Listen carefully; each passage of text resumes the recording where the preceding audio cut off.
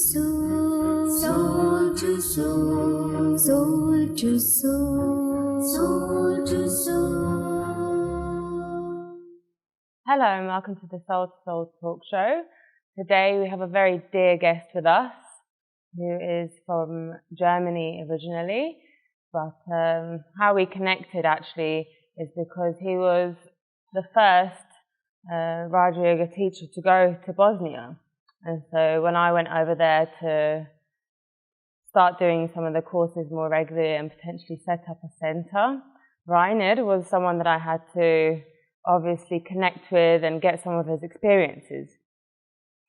So Rhina is also a psychosomatic psychiatric nurse professionally. He's been with the Brahma Kumaris for 15 years, much longer than that. How long are we talking? 32 years. So a very experienced soul, and we're very, very pleased to have him. Welcome. So I'm intrigued to find out what you actually learnt yourself coming to the whole Balkan region after the war. You know, how did you deal with trauma and things like this? Were you aware of it going before? What was your experience with regards to how to approach the people, how to give the souls what they need? Yes, actually, I remember my first time visiting Sarajevo. I did that with another meditation teacher together, also from Vienna, where I live now, the last 27 years. And actually, for us to have first time really contact with war was a very new experience. No? We went through Rhina, and until then, you know, you have only the experience of in television you see news, and it seems as it's like a film or something. But then when you see the effect in the houses and, you know, coming to Sarajevo, my friend, she's very intuitive, and she felt all this pain having happened in Sarajevo.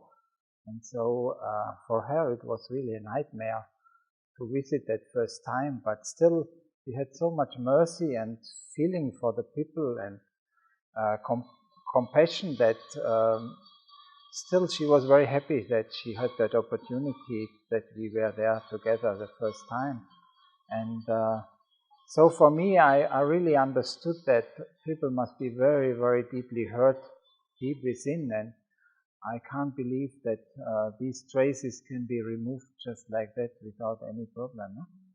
And I think there is a kind of superficial approach where you can deal with things which are still in your conscious level, but there are things which are probably so strange that you can't handle it. So you let them dive deep into your subconsciousness, and then it's pretty hard to work on them. No? So can you tell us more about the subconscious? Because as I understand, the subconscious is filled with emotions, feelings that are, sometimes we're not aware how deep they go. So you see, it's kind of, subconsciousness is that what everything is recording, what we are doing, all what we're thinking, all what we are speaking, all what we are acting, everything leaves a little imprint in the subconsciousness. It's like a kind of a bank which records all these things, and the more often you repeat it, the more it becomes habits and up to addictive mechanisms, you know. And especially traumata we can't normally handle very consciously, and so they normally go deep down and reach to a level where we hardly can handle it and even discover them again, you know. But they pop up every now and then, and so traumas is something you have to go through by your emotions again, I believe. Huh? And when you bring them on a conscious level up again, then they disappear. But before, they are like underground boats. Huh? Yeah, this is actually my experience, you know, coming to Rajyoga. I thought that I had gotten over the war myself, and more and more fear actually started to come out, because it was like there was this pure energy coming in, and so all of this fear started coming out. And it seems like just when you think it's finished, there's always a bit more that we can do on us. So how do you carry on working on yourself, and how do you keep things fresh and new after being so long on this path? You know, sometimes it can get a bit maybe stagnant for some people. You know, is there anything specific that you do or that you would recommend? You see, there is the ups and downs in life is a kind of normal things, and especially before I became a meditator, I really had a lot of just instability in my inner state of mind, in my emotions, and but the tendency which I developed was more and more negative habits out of my tendency to see the negative parts of the world, because I felt this world wasn't sort of worth living for me. Are you saying that you developed a negative vision? Is that one of your negative bad habits? Okay. Negative attitude. You see, in every situation there are always good and bad aspects, and I developed the habit to see more the bad or negative aspects of situations than the good ones. Would you call it an addiction that people see the world in this way? Because this was my experience of the world. I found it very negative, and I didn't realize that I could actually change the way I see it, despite how it actually is in reality. You see, the best way you can see that it is some kind of addictive mechanism is that people are addicted to morning news. And you know, they tried to create a newspaper with positive news. It couldn't develop, and they had to finish it because no one wanted to know. So we developed, meanwhile, a kind of negative addiction of information, you know. It's like a kick we need in the morning. And what I found out about these newspapers is, you know, sometimes you read all of a sudden, oh, there was some problem in any kind of big fabric in China, you know. Normally you're not reading anything about China. But when they don't have enough negative information from Europe or our areas, then they get and catch up with things which are happening somewhere else in the world which are negative, that they can fill their pages with just negative information, because I believe today's society has become negative addicted. I found myself, or I realized that I became addicted to sorrow recently. And so is there a quick method to kind of get over this emotion which seems to really drain people of energy ultimately? You see, the point is that, for example, I myself, I wasn't aware that the way I look at the world and the emotions I experience are interconnected, you know. So I didn't realize that because I choose a negative aspect, I felt negative. And then by repeating the feelings I had, they deepened, you know. So everyone wants to be happy in life, but then we ourselves, through our choice, how we look at the world, we create these negative feelings. And then we end up in a vicious circle where we normally can't escape, because the more we feel bad, the more we think negative, and the more we think negative, the worse we feel, you know. What would you say to someone that just says, this is the way I am, you know, I can't just change my feelings, you know, like that? You know, a lot of people have this belief, I had this belief that I could not, this is just the way I am. No, it's true, it's very true, and at that moment they are right, they have developed that habit. The only problem is when you think this is my nature. And normally we consider the things what we do since we are small, that to be our nature, you know. But for this you need spiritual knowledge and a different perspective in order to understand that we are not only that kind of being which my mom knows from that size till today, you know. And that's why, otherwise we could say my mom knows me really, because she knows all what I did and so on. But then you can ask, but who was I, what did I do before I was born, you know? And my mom doesn't know. and she doesn't know what's going to happen afterwards. I have left the body. And so in this way, in spirituality, we believe that we are the energy working through the body, and so we are eternal beings. And so we have a past and we also have a future. And then our present is also very much dominated by our past. I really relate to what you're saying because, you know, quantum physics seems to be confirming that we are these beings of invisible light. And with that, there's massive consequences which will free us from this fear of death and so forth, because, you know, energy cannot be created or destroyed. And so this truth, once experienced, is very freeing. But before you experience it, it's very difficult to relate to that. So how do we develop this practice and faith to get to that experience? You see, the first thing is that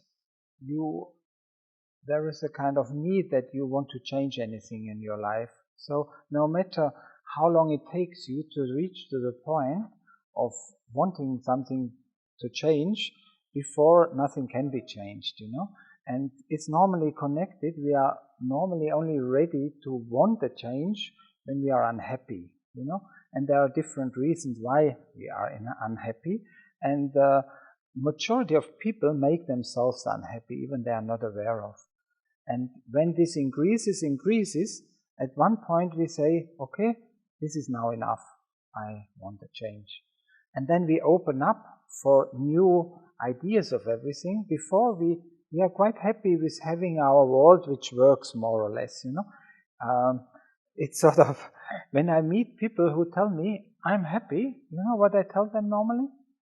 I just say, I'm working also in Vienna as a coach, you know. So many people I meet, they say, I don't need coaching, I'm happy. Then I say, yes, I agree. See, do it as long as it works, and if it doesn't work anymore, you have my telephone number, you know. So in this way, it's just, you can, everyone, nobody really tries to be unhappy in life. Huh? There's not a single human being on this planet, I believe, who originally had the aim to be unhappy, you know. But no matter how many methods we try, most of them lead to unhappiness because we are not understand the mental laws. And mental laws you can only understand by spirituality. And it's like, see, that process of spirituality, it doesn't come and you are total spiritual in one day. No, you just get in touch with spirituality and you feel a few things which attract you and you pull your head out of the dirt, you know, or out of the sand. And the secret is, if you put it out of the sand, you pull it out of the sand, you can't put it back again. Huh? You know, so you start your journey in a different direction, and one thing opens the other, and so slowly, the interest for spirituality opens up because you get a different attitude and perception of yourself, God, and the world. How did you come to the Brahma Kumaris? Actually, before that, I would like to know what is spirituality. You know, what is the difference between spirituality and religion? You know. And is there a link? Like, I have this feeling that science and spirituality is all coming together. In today's world, I think actually science has become our new religion, in fact, I believe. Huh? And it used to be different concept of religion. And in the past, they used to work. And the reason is because all the religions are value-based. And until the people lived with religion certain values, it was working. I give you an example. If on this table there would be four people sitting, and one is a practicing Jew, and another is a practicing Buddhist, and another is a practicing Muslim, and the next is a practicing Hindu, then you would see four brothers sitting around the table, and you could enjoy, because all are practicing their religion. That means they are all practicing the same values in life, because there is in every religion, there is a kind of understanding of peace, of love, happiness, of certain virtues like patience or tolerance. You know, these kind of things are common things in certain religions. They are only appearing in different forms. And when people are practicing their religion, there is closeness and brotherhood feeling, you know. But the problem of today's world is that the only thing which is left in most religions are rituals. And people are not understanding the meaning behind their rituals anymore. And then it ends up in kind of, instead of being a tool for supporting your life, it becomes a dogmatic system. And the result is that then quarrels come up, whose dogma is better, you know. And then an ego game starts from that. And so in this way, I believe spirituality is now a kind of new setting looking at the world, you know. We came to the conclusion the basis of our world is materialism. But as you said, the research in science brought out this is not matter. It's just a kind of, once a physicist told me it's called a dance of energy. You can call it to describe it, what it really is, you know. And so we come to understand that matter is not matter, it's energy. And when even matter is energy, then we are even more energetical beings than just normal energy, and even our body is energy. And so then you start to see that the world is based on spirituality, trying to live this spiritual understanding in a world which can be called materialized. Whilst before the people have the idea it's a materialistic world where we have certain beliefs, religious or spiritual or whatever, but the true world is materialism. And more people realize that's an illusion. Mm-hmm. So how do you think that this is what's uniting us, is that we seem to be going back to this notion that actually we're all one world family, we're all brothers and sisters, and it doesn't really matter, you know, where you're from, what country, because ultimately, you know, we've forgotten the essence is that we are beings of peace, love. You were speaking about this illusion. What is this illusion? And I realized that I was living in an illusion, but, you know, what is it and how can people get out of it? You know, because there's a lot of violence, there's a lot of corruption in the world. Mother Nature has, you know, gone crazy in that sense. So, you know, you mentioned the word brothers and sisters, and majority cannot relate to this term unless you have a spiritual perspective. And actually, the whole game of life gets a total different perspective when you understand the answer on the question of who am I. Because see, people, for example, we say my car. Yeah? Nobody says I the car, you know. We have a dog. We say my dog. I never say I the dog, you know. I have a girlfriend, and I never say I'm the girlfriend, you know. But we say this is my body, and the next second we say today I'm pale when I'm looking in my mirror. So in one way I say I have a body, but the next moment I identify with the body, and then I say that's me, the body. You see, and this confusion creates as a result all problems we have in life actually. Why? See, it's very simple, because you can say either I'm a body, then what's the result of that? Everyone is scared of dying. And when I think I'm the body, I think it was 35 years ago, there was a Russian lady who made it into 142 years. But there was never anyone who reached much further than that. So latest at that age, we lose our identity, because we think we are the body, and when we die, most of the people think it's over the game. But when we have that understanding that we are the energy working through the body, you can call it the I, the self, the personality, which doesn't lead to any clear understanding. Only when you call it the spiritual term, the soul, then you understand I am the soul, the energetical being, and I, the soul, do have a body. then it's clear, it's my body. Who says my body? I, the soul. But unless you understand where the soul is situated, you even can't find the proof in your own life. So what I'm getting is that there's a whole issue with the perception, belief systems, cultural systems that people have grown up with, in a sense. And everyone has these different beliefs. And so do we start from perception? Because I'm seeing from quantum physics, for example, that, you know, what you perceive does become your reality in truth. So how do we begin to change our perception? So there is perhaps this realization that we're not this body and that we are the soul, but how do we use that to free ourselves? Because everything that we do, from the moment that we wake up in the morning to the evening, is for the body. You know, we have breakfast, we go to work, we earn money, we, you know, like to look good physically. Where do we begin? No, you're totally right. This is exactly the problem of today's world, because we have that wrong perception. That's why we are using our time in a way which doesn't uplift the soul, only the body.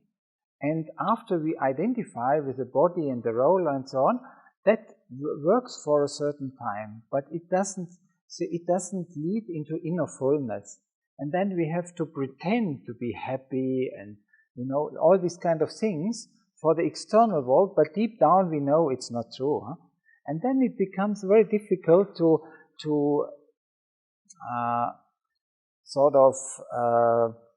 have a facade towards outside, you know, pretending I'm successful, I'm happy, I'm content, and all these kind of things. And we need so much energy to keep this image up for the others that it tires us more, it drains more energy. And finally it leads into really a self-crisis on a long-term run. And exactly that's what I wanted to say. As long as we have the wrong perception, we waste our time, we waste our money, and we waste our energy. And the result is not what we are looking for. And that's why there is a need for spirituality in life, where very often you're not doing anything else except with a different attitude. So, Rhina, where do we begin? Because what you're saying makes sense, but how is that really going to change people's perceptions, cultural differences, things that people believe to be true? You know, there's a difference between what we believe to be true and what is actually true, and culture plays a big part in that. And what you're saying, it's interesting, but how can it actually free us? Because shouldn't this, you know, it makes sense logically, and it's kind of like, don't we already know this? No, it's true, you know it, and you are dissatisfied because we can now discuss hours and hours if honey is sweet. Yeah? If, for example, you have eaten honey and I never tried, you know, so I will always say, I doubt that it is sweet, you know, and unless I have a drop on my tongue, I will never know. And so in this way, we are speaking now about the theory, but see, theories normally don't bring change in people's life. Huh? For example, for myself, I got an information, and I tell you, when I came first time to this meditation course, I didn't believe anything. So you know why I took this course? There was only one reason. I wanted to find the mistake. Because at that time, I had the perception that in every system there is a mistake. And so I'm a double Scorpion from star sign. It might tell you something or not, but I'm very good in finding mistakes. So my life until then was that I will find the mistake. And that was for me enough to say, okay, not interesting to continue to deal for me with, you know? Because I searched for a system which really works and which fulfills my need to tell me how I can change my life practically, you know? So, but unless you get that information, you can start to experiment. And only through experimentation you can get an experience.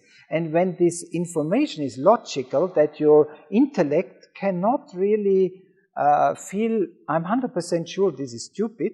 You know, you might be not 100% sure if it's true, but yes, logically it could be, you know. If you are at that point and the next moment you try it out and you experience it, it makes click and you realize it. And that realization is necessary to start practicing, you know. And that happened to me, you know. After 3 days, instead of finding the mistake in the 3 days, which was my aim, I had experiences I could not dream about, you know, on that third day. And that was for me the key point where my whole life changed. In 3 days, my life changed actually from hippie to happy.